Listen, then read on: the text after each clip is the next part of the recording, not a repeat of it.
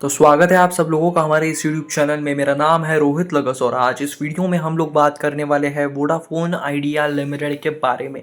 Quarter one result के आंकड़े आ चुके हैं, कैसे रहे हैं वो तो आप लोगों को पता चल ही गया होगा, पर इसके बाद अब क्या करना है एनालिस्ट ने यहाँ पे दिया है टारगेट। डिटेल में जानेंगे इस वीडियो में कि आपको वोडाफोन आइडिया में अभी बाय करना चाहिए, सेल करना चाहिए, होल्ड करना चाहिए। तो इस वीडियो को आप लोग एंड तक जरूर देखना।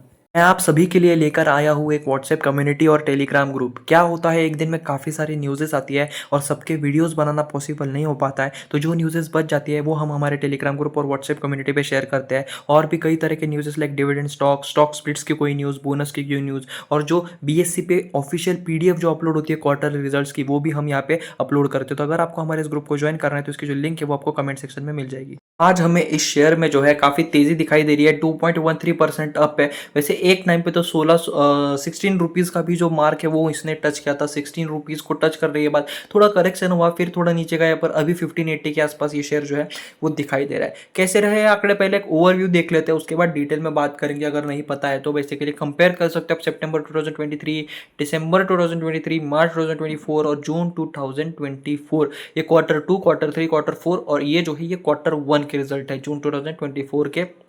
सेल्स में आप देख सकते हो यहाँ पे थोड़ा डिसेंट है, मतलब कोई जंप वगैरह नहीं दिखाई दे रही है, आसपास है। एक्सपेंसेस की बात करें तो वो भी आसपास है। ऑपरेटिंग प्रॉफिट भी देखा जाए तो मतलब कोई जंप यहाँ पे दिखाई नहीं दे रही। सितंबर 2023 से लेकर जून 2024 एक ही रेंज में ये दिखाया गया है। प्रॉफिट बिफोर टैक्स की बात करें तो धीरे धीरे धीरे कर कर कम तो जरूर हुए हैं। नेट प्रॉफिट की बात करें तो ये नेगेटिव में बेसिकली देखा जाए तो प्रॉफिट बिफोर टैक्स, तो जितना नेगेटिव कम होगा उतना ज़्यादा पॉजिटिव होता है। तो बेसिकली देखा जाए तो लगभग 6987 नेगेटिव है, और अब जो है जून 2024 में वो 6427 है। तो बेसिकली ये जो जून 2024 के डाटा है वो ज़्यादा अच्छा है। तो बेसिकली क्वार्टर फोर के कंपैरिजन में अभी बात करें तो काफ़ी डिसेंट इंप्रूवमेंट दिखाई दी है नेट प्रॉफिट और प्रॉफिट बिफोर टैक्स में। तो आई होप अब इतना क्लियर हो गया होगा। Basically year on year basis पे भी आंकड़े अच्छे आए हैं और क्वार्टर ऑन क्वार्टर बेसिस पे भी जंप देखने के लिए मिली है वैसे ये लॉस में ही, पर ओवरऑल जो लॉसेज है वो कम हुए।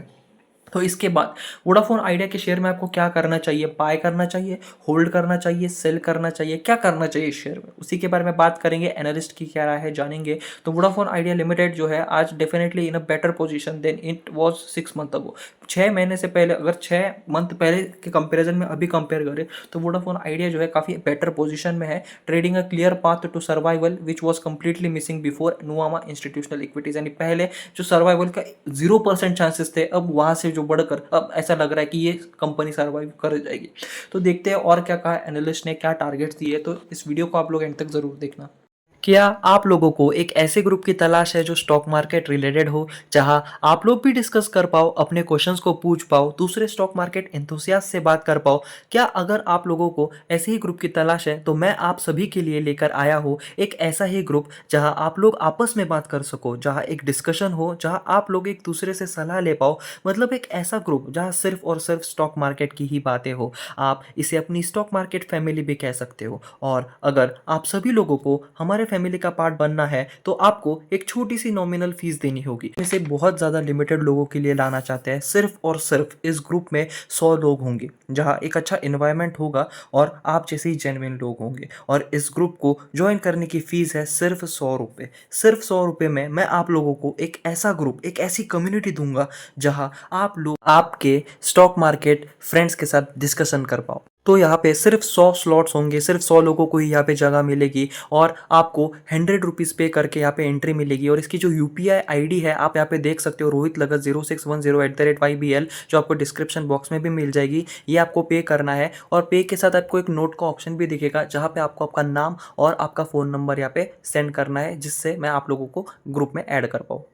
Vodafone Idea reported a narrow of loss in the June quarter with its average revenue per user ARPU जो है उसमें हमें ग्रोथ देखने के लिए मिली।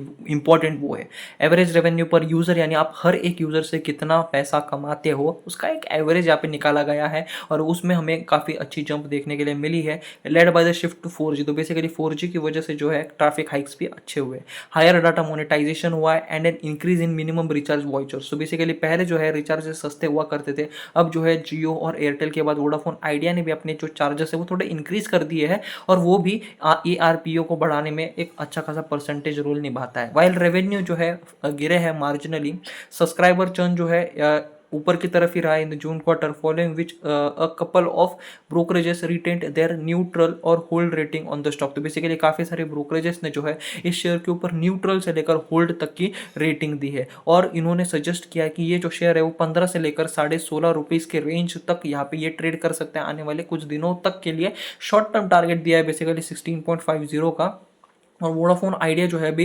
15.48 और अभी देखा जाए तो 15.80 के आसपास आज अभी जो स्क्रीनशॉट हमने आपके साथ शेयर किया वो यहाँ पे ट्रेड करा है। तो बेसिकली 16.50 के आसपास जो है ये शेयर शॉर्ट टर्म के लिए दिखाई दे सकता है। बेसिकली आज तो है 2% की तेज़ी देखने के लिए मिली, तो वो हमने कंसिडर करने के बाद का है। वैसे देखा जाए तो अच्छी खासी लगभग 7, 8, 9, 10% के आसपास की एक अपसाइड पोटेंशियल यहाँ पे दिख रहा था।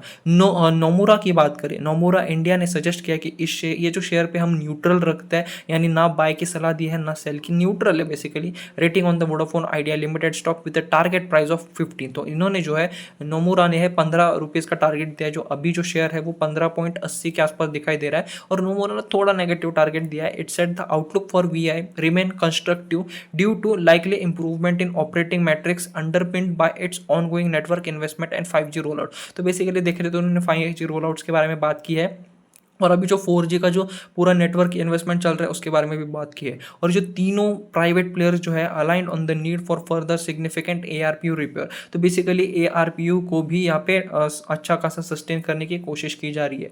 If Vodafone Idea is able to materially arrest the decline in its subscriber base, तो बेसिकली जो सब्सक्राइबर बेस है जो कम हो रहा है, अगर उसको वो थोड़ा एक अरेस्ट कर पाए यानी रोक पाए और धीरे धीरे धीरे कर जो सब्सक्राइबर से वो बढ़ने शुरू हो गए, तो यहाँ पे काफ़ी अच्छा खासा चांस बन सकता है वोडाफोन आइडिया में इन्वेस्ट करने का। Coming quarters are revert to growth, it will materially further improve the outlook for the stock and drive earnings upgrade, ऐसा नोमुरा इंडिया ने कहा। तो बेसिकली अभी भी जो है ये थोड़े स्पेक्टिकल से थोड़े डाउटफुल यहाँ पे लग रहे हैं। Vodafone Idea today is definitely in a better position than it was 6 month ago. 6 महीने पहले से अभी कंपेयर करें तो 6 महीने पहले तो कोई भी चांस नहीं दिख रहा था, अब जो है थोड़ा बहुत एक बेटर पोजीशन में वोडाफोन आइडिया जो है वो दिखाई दे रहा है। अभी भी देखा जाए तो नेगेटिविटी है, पर आने वाले 1-2 सालों में ये जो नेगेटिविटी है वो यहाँ पे काफ़ी हद तक कम हो सकती है, ब्लर हो सकती है, हम कह सकते हैं। Now trading a clear path to survival which was completely missing before 6 months. तो however a lot need to fall into place, ठीक है, बहुत सारी चीज़ें जो है अभी भी यहाँ पे अब बॉक्स में टिक करना भी बाकी है।